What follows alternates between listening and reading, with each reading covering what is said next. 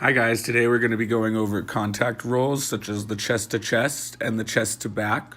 We're going to put them together in the chest to back right here. Let's start.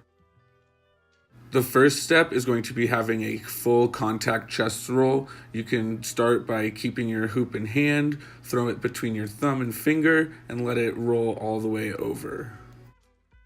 With the back roll, you're going to want to roll it through your fingers and have it maintain clear contact past your shoulder blades and onto your other arm.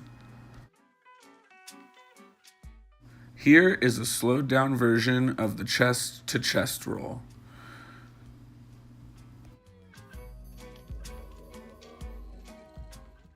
Start with your chest roll. As the hoop passes over your head, grip it, turn 180 degrees towards the direction the hoop came from, and let it roll back down into your second chest roll.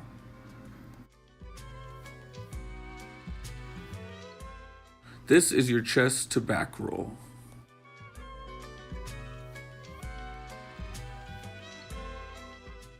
Starting the chest roll, the hoop's going to pass your head, you're going to lift your arm, and you're going to turn towards the direction the hoop was coming from, allowing the hoop to pass through the fingertips and catch it with your other arm. The motion of lifting your arm up and turning is going to allow the hoop to fall back down your back in a back roll. Here's your chest to back roll.